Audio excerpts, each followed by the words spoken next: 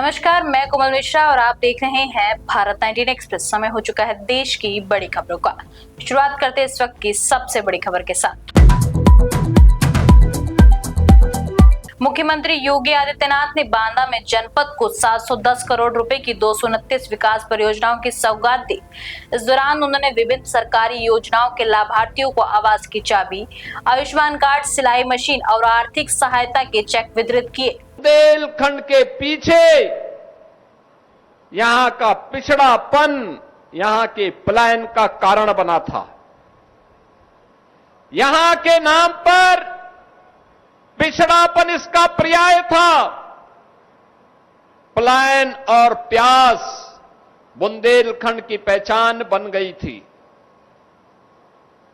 बुंदेलखंड में कई भूमाफिया, कई खनन माफिया, कई लैंड माफिया, कई सैंड माफिया, कहीं वन माफिया और कहीं पर डकैतों का आतंक इस कदर साया हुआ था कि किसान भी अपने खेत में जाने से डरता था। कांग्रेस ने राम मंदिर ट्रस्ट और चढ़ावे से जुड़े कथित मामले को लेकर भाजपा और आरएसएस पर निशाना साधा है। कांग्रेस के राष्ट्रीय प्रवक्ता सुरेंद्र राजपूत ने आरोप लगाया कि ट्रस्ट को आरटीआई के दायरे से बाहर रखने और उसकी संरचना को लेकर कई सवाल हैं। उन्होंने कहा कि इन मुद्दों पर प्रधानमंत्री नरेंद्र मोदी को जवाब देना चाहिए। भाजपा की ओर से इन आरोपों पर तत्काल कोई प्रतिक्रिया सामने नहीं आई है। आप सब साथी जान ही रहे हैं कि आज की डेट में मुद्दा जो है चढ़ावा चोरी का चल रहा है। ये लोग पहले निर्माण की चोरी किए, चंदे की चोरी किए, जमीन की चोरी किए, सब क्षम्य था एक बार को इन लोगों के लिए। कानून तो नहीं क्षमा करता, लेकिन भक्त लोग कभी कभी। लेकिन जब चढ़ावे में अगर आप चोरी करते हैं, किसी भी चढ़ावे में, तो सनातन धर्म कहता है कि जो लोग चढ़ावे में चोरी करते हैं 60,000 साल तक मल के कीड़े बनते हैं। 60,000 साल तक मल के कीड़े, 60,000 साल तक। ये मैं नहीं कह रहा हूं, सनातन धर्म कहता है। अब भारतीय जनता पार्टी को स्पष्ट करना होगा कि वो इस चढ़ावे चोरी में भागीदारी रखती है और या फिर हिस्सेदारी रखती है। उत्तर प्रदेश के उप मुख्यमंत्री केशव प्रसाद मौर्य ने बड़ा राजनीतिक दावा करते हुए कहा कि वर्ष 2027 से 2047 तक पूरा विपक्ष सत्ता से बेदखल हो जाएगा। उन्होंने विश्वास जताया कि जनता का समर्थन भाजपा के साथ बना रहेगा और पार्टी लगातार चुनाव जीतती रहेगी। उत्तर प्रदेश में तीसरी बार प्रचंड बहुमत की भाजपा की सरकार बनने जा रही है और समाजवादी पार्टी सहित संपूर्ण विपक्ष 2027 से लेकर के अभी 2047 तक सत्ता से बेदखल रहने वाला है। इस बात का उनको एहसास है, इसलिए मुद्दा विहीन लोग ऐसी बातें करते हैं जिनका राम भक्तों पर, राष्ट्र भक्तों पर और जो समाज के लोग हैं उन पर कोई प्रभाव नहीं पड़ता। देखिए, मैं इतना ही कह रहा हूं कि समाजवादी पार्टी के जो सत्ता में आने के स्वप्न थे वो मुंगेरी लाल के हसीन सपने बनकर के रह गए और सत्ता का स्वाद नहीं मिलने वाला। ये बौखलाहट बोल रही है, घबराहट बोल रही है। उनको पता है कि भारतीय जनता पार्टी ने लोकसभा चुनाव के बाद हरियाणा सहित, महाराष्ट्र सहित, दिल्ली प्रदेश सहित, बिहार सहित, पश्चिम बंगाल सहित, आसाम सहित, पांडिचेरी सहित, मतलब लगातार जहां चुनाव वहां भाजपा का कमल खिला है और इससे ये सब बौखलाए हुए हैं। इसलिए उल्टी सीधी बातें। कर्नाटक कांग्रेस को स्वयं जो राम जन्मभूमि मंदिर निर्माण के विरोधी, जो भगवान श्री राम के सेतु के विरोधी, और उस विषय पे मैं समझता हूं इनके किसी भी सवाल का जवाब देने की आवश्यकता नहीं है और हर राम भक्त SIT जांच से जो चढ़ावा चोरी किए हैं उनके खिलाफ मुकदमा और उनकी गिरफ्तारी संतुष्ट। समाजवादी पार्टी के राष्ट्रीय अध्यक्ष अखिलेश यादव ने कहा कि विपक्ष पर एफआईआर दर्ज की जा रही है, जबकि विपक्ष की शिकायतों पर एफआईआर नहीं लिखी जा रही। उन्होंने मांग की कि राम मंदिर परिसर में जिन लोगों को कम राशि मिली थी उन सभी के CDR निकाले जाएं। अखिलेश यादव का दावा है कि जांच होने पर 99% लोग भाजपाई निकलेंगे। और विपक्ष पे एफआईआर और विपक्ष की एफआईआर नहीं लिखी जा रही। आपने कहा था विपक्ष निशिकांत पे दुबे के ऊपर FIR कार्रवाई करने की बात कही। विपक्ष के पे एफआईआर और विपक्ष की एफआईआर नहीं की जा रही है। बात एक व्यक्ति की नहीं है, बात एक व्यक्ति की नहीं है।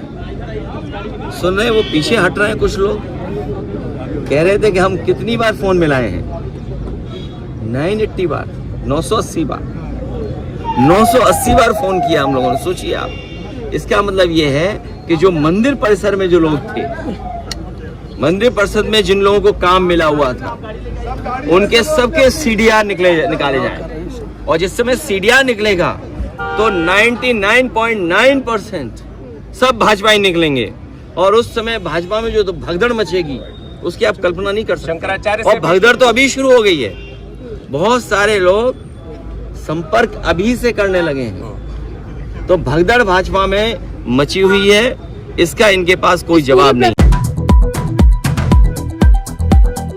समाजवादी पार्टी के प्रमुख अखिलेश यादव ने लखनऊ में आयोजित एक कार्यक्रम के दौरान आध्यात्मिक गुरु स्वामी आवे मुक्तेश्वरानंद सरस्वती से मुलाकात की। दोनों के बीच सौहार्दपूर्ण भेंट हुई। मुलाकात की तस्वीरें और वीडियो भी सामने आए हैं, जिनकी राजनीतिक और सामाजिक हलकों में चर्चा हो रही है।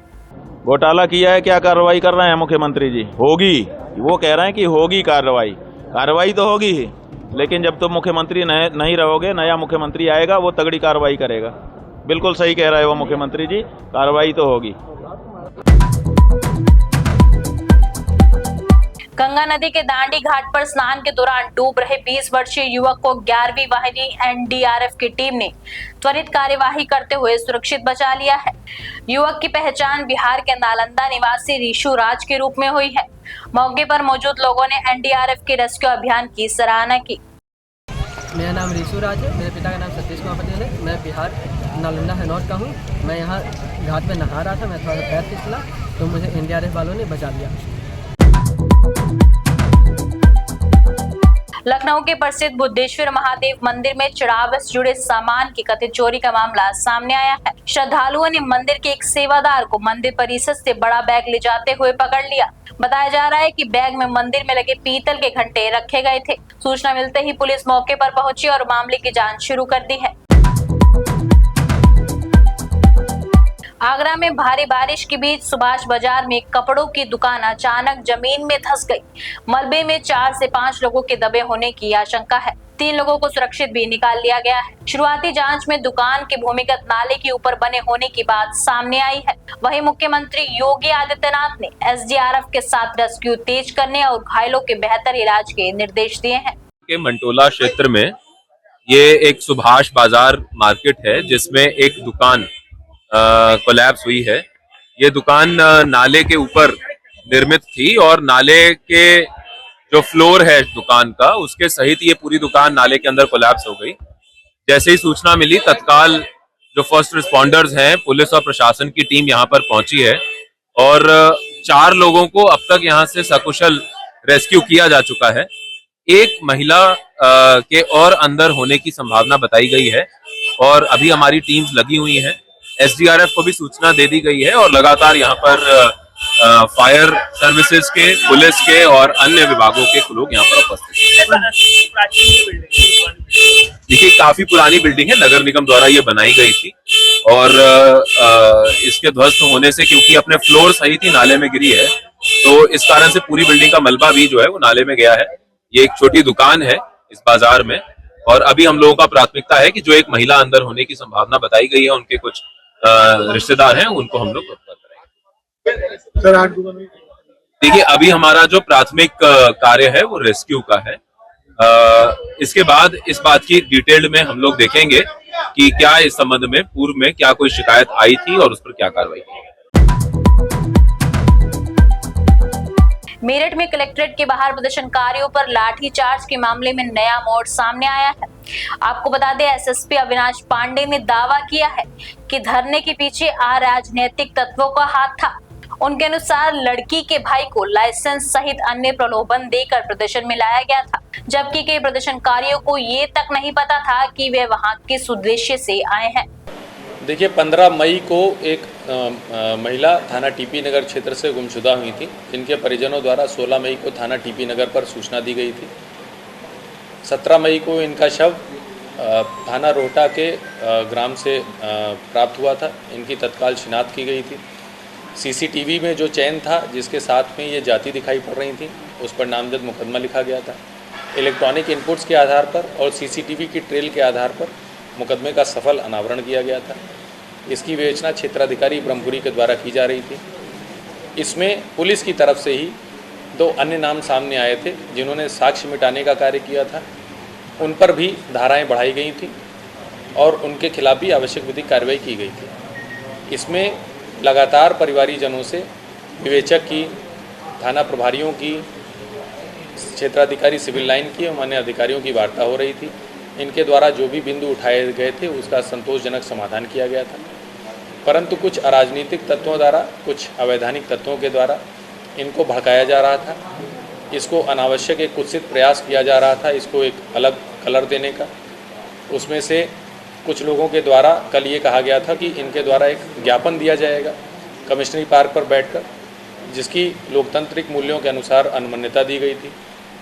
परंतु आज जब ये सभी लोग कमिश्नरी पार्क पर आए तो उसमें से कुछ जो अराजक तत्व थे उनके द्वारा इनको बहला फुसलाकर कलेक्ट्रेट के गेट के सामने रोड पर बिठाकर जाम लगवाया गया। पुलिस अधीक्षक ट्रैफिक, पुलिस अधीक्षक देहात, क्षेत्राधिकारी सिविल लाइन, एडीएम सिटी, क्षेत्राधिकारी ब्रह्मपुरी जो कि इस मामले की विवेचक हैं, सभी लोगों के द्वारा इनको भरसक समझाने का प्रयास किया गया। मैं आपको ये भी बता दूं कि कल जब क्षेत्राधिकारी ब्रह्मपुरी उनके घर गई थी, उनके परिवारीजनों द्वारा ये कहा गया था कि हम विवेचनात्मक कार्रवाई से पूर्णतः संतुष्ट हैं, जिसके वीडियो साक्ष्य हमारे पास मौजूद हैं। परंतु कुछ अराजक तत्व, जिसमें से 5 की पहचान हमारे द्वारा की गई है, जिसमें से एक अन्य जनपद से जिला बदर भी बताया जाता है। एक व्यक्ति पर इसमें पूर्व में राष्ट्रीय सुरक्षा अधिनियम के तहत भी कार्रवाई हो चुकी है। एक व्यक्ति के ऊपर नोएडा जनपद में भी मुकदमा है। ऐसे लोग जो जनपद के बाहर से आए हुए थे, जिनका इस मामले से कोई लेना देना नहीं था। कई लोगों से जब ये वार्ता की गई तो उनको ये भी नहीं पता था कि प्रकरण क्या है। इसमें एक व्यक्ति जिसका नाम दिग्विजय सिंह भाटी बताया जा रहा है, उसके बारे में आपराधिक रिकॉर्ड हम लोग खोज रहे हैं। ये अमरोहा जनपद से जिला बदर बताया जा रहा है। इसके द्वारा लोगों को भड़काया गया। एक व्यक्ति रवि गौतम जो कि नोएडा जनपद का रहने वाला है, उसके द्वारा भी लोगों को भड़काया गया तथा लगातार पुलिस अधिकारियों के समझाने के बावजूद, प्रशासनिक अधिकारियों के समझाने के बावजूद भी ये रोड से नहीं हटे। बहुत देर हो जाने के उपरांत इनको वहाँ से हटाया गया है। इस प्रकरण में सुसंगत धाराओं में मुकदमा पंजीकृत किया जाएगा एवं आवश्यक विधिक कार्रवाई की जाएगी। सर, बताया जा रहा है कि इन्हें लालच दिया गया था कि तुम्हारे लाइसेंस बनवा देंगे। जी, ऐसी चीज़ें हमारे पास ऑडियो रिकॉर्डिंग भी उपलब्ध हैं, जिसमें लड़की के भाई को कुछ लोगों के द्वारा ये प्रलोभन दिया गया था। कई प्रकार के प्रलोभन दिए गए थे, लाइसेंस से लेकर अन्य प्रकार के प्रलोभन दिए गए थे। उस प्रकरण की भी जांच की जा रही है। हमारी जो जनपदीय सर्विलांस सेल है उसको भी लगाया गया है। ऐसे जितने भी लोग होंगे जो इसको अनावश्यक एक अराजकता का माहौल बनाने का प्रयत्न कर रहे थे, उन सभी के विरुद्ध आवश्यक कार्रवाई। किस तरीके से, जब ये आप बात इन्होंने मानी नहीं तो किस तरीके से पुलिस को हटाना पड़ा इनको, और कितने लोगों को हिरासत में लिया गया है? अभी 5 लोगों को हिरासत में लिया गया है और जो न्यूनतम आवश्यक बल प्रयोग है वो किया गया है।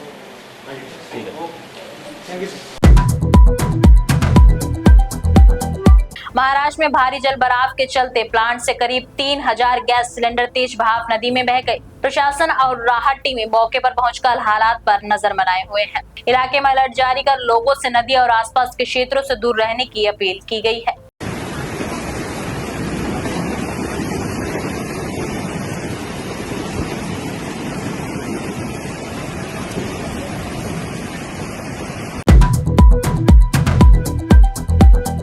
फिलहाल आज की बड़ी खबरों में इतना ही। ऐसे ही लेटेस्ट अपडेट के लिए देखते रहिए भारत इंडियन एक्सप्रेस।